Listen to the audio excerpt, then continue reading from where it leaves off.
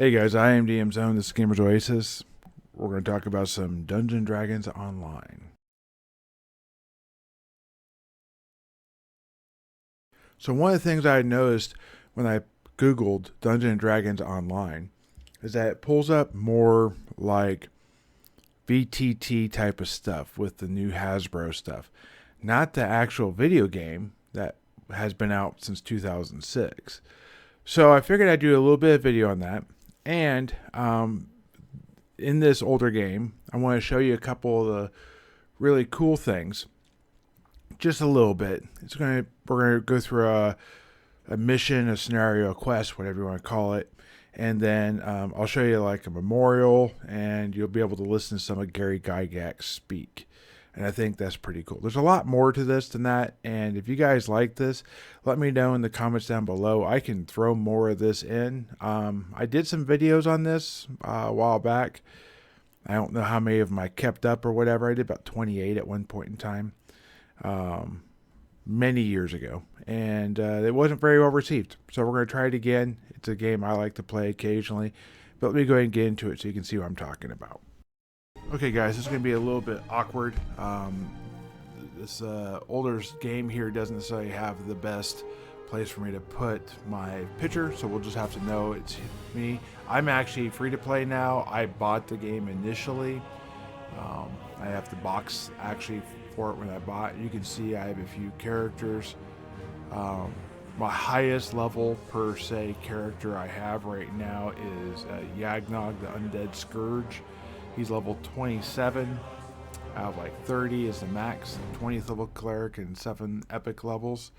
However, that doesn't tell the full story. Yagnog is actually on his second life.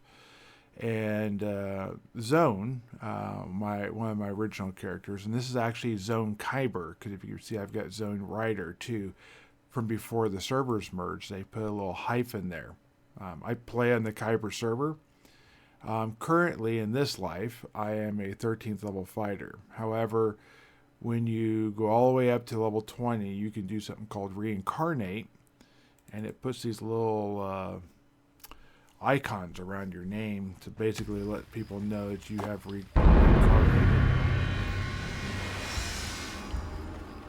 me come here. They have these little challenges you can do. So I got a potion of fire shield that I don't care about, and I got me a token for 300 XP. Okay. All that. I'm just going to go ahead and run and do this mission real quick. I'm going to summon me a hireling to help heal since I'm a fighter. I'm going to do this on elite. I'm higher level of the dungeon, but every level, so normal is level 8. Hard is going to be level 9, and then elite will be level like 12 or 13, level 11 or 12, whatever it is. And I'm level 13, so I'm a little higher in it, but not much. It will be a challenge for me, mostly because the gear I use, which is ridiculous. As you can see, I've got plus 30 strength. I've got a bunch of strength and damage reduction on it. All my stuff is like part of kits or special events or whatever, because on these previous lives you get to keep your stuff. Now this game has some interesting things. The tomb is heavy with the stench of death and decay, much more than a recently built place like this ought to be. Alright, so that is Gygax narrating this dungeon. He doesn't narrate all the dungeons, but there were several in this area zone that he actually narrated. And I think that is just super epic. Awesome. Now I kill the arcane first. That's pretty good. You don't want to get hit by it.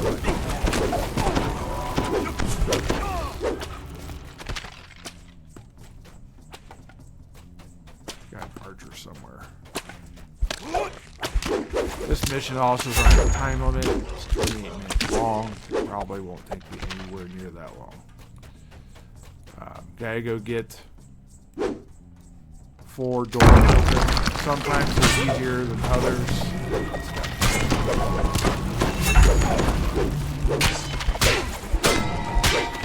So when this game came out initially, it was initially in 3rd edition, 3.5. They've kind of put some 4th level element stuff in there. And they kind of video gamed it up where you can attack more than one target. But if you look at the dice rolls that are going on and that type of stuff, you can tell it's 3rd edition based upon the bonuses and the stat growth and this type of stuff.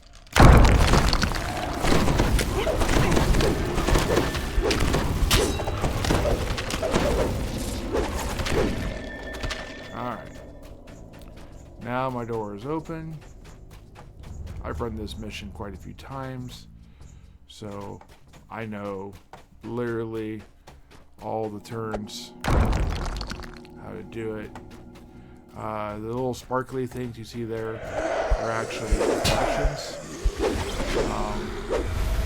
You can turn those in for items. I don't think I need most of the things in that on really any of the characters I have, but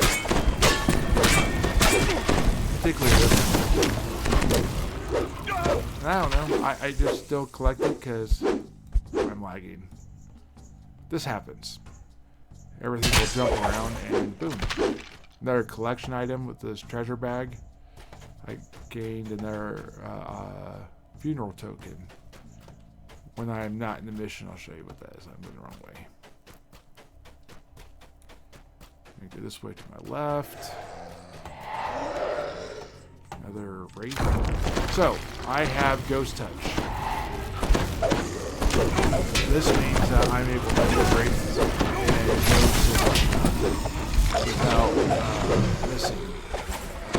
That's not like some video game thing. That was a literal thing in 3rd edition, was to have Ghost Touch.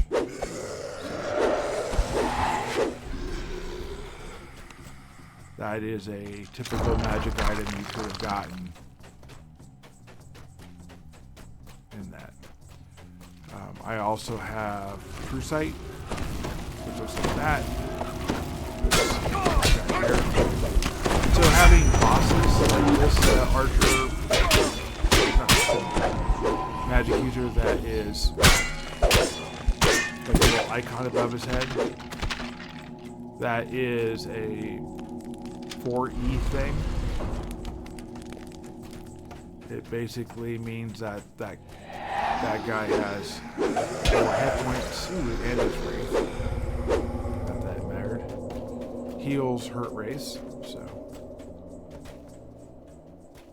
all right, traps. Anyways, the icon means that they're bosses. Hopefully my character doesn't die. And he died. Come on. Yes. Heal yourself. There we go.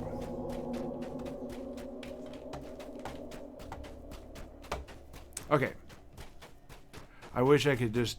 Back in the day, you would just leave him at the front and you would run away. And then you would tell him to come to you. And he would teleport.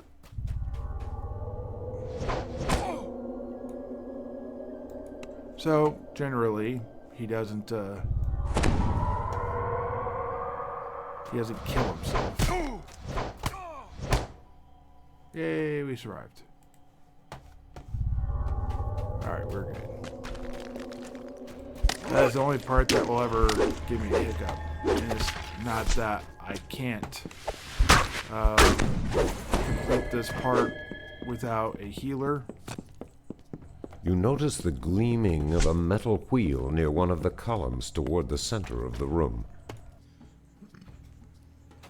A plaque at the foot of the coffin spells the name Valak. You can see here we are coming up to the end of this fight. The door shuts behind you as a decrepit corpse clambers out of its grave. Valak is risen. The most dangerous thing that these priests do is the whole person. Valak is dead. I think in a different situation, not having all the gear I have would be a very devastating thing.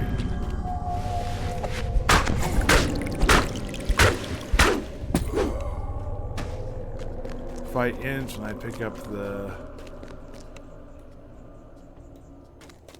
I'm having a little bit of lag.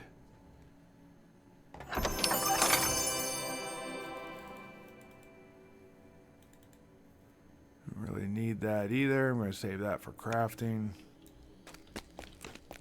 As you hold the book, you can feel the power emanating from it. The darkness makes your skin crawl. This book is an implement of pure evil. All right. So, still have basically 10 minutes left. If you did this in a group, if you did this at level, it would be a hard push at 30 minutes. Come back, talk to Dead Girl.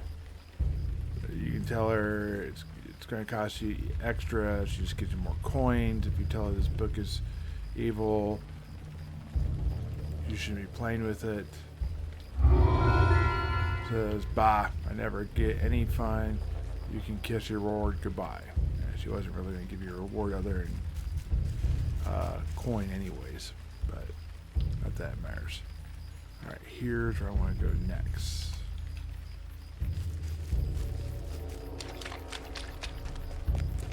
And that way. Yes. So over here,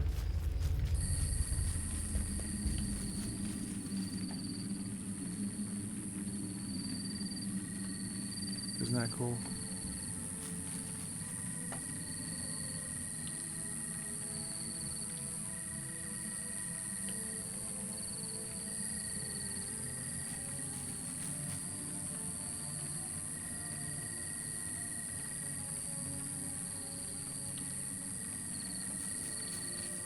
I think this is to have an in-game memorial that lives on.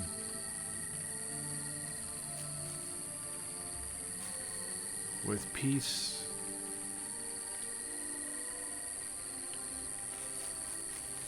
That is so cool.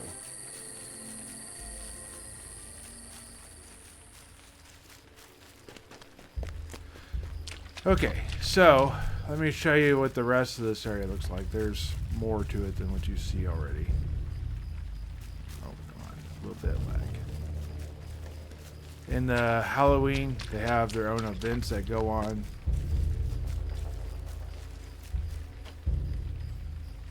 This takes you back to the city. There is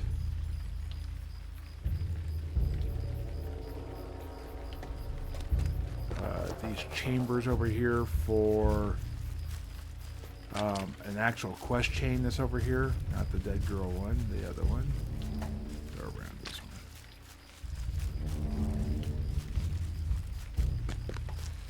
Silver Flame Brotherhood over here.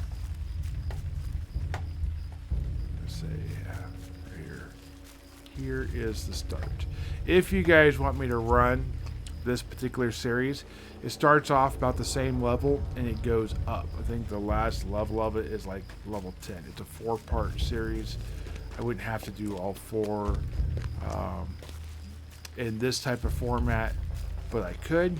I'm thinking about maybe doing it on my other channel where I play video games and whatnot, but it basically ends over here. Oh, you can see this guy here is a reincarnated character too. That is for sure a necromancer. And it's got a tail, so I would say that is not a human. Anyways, doing this quest, you get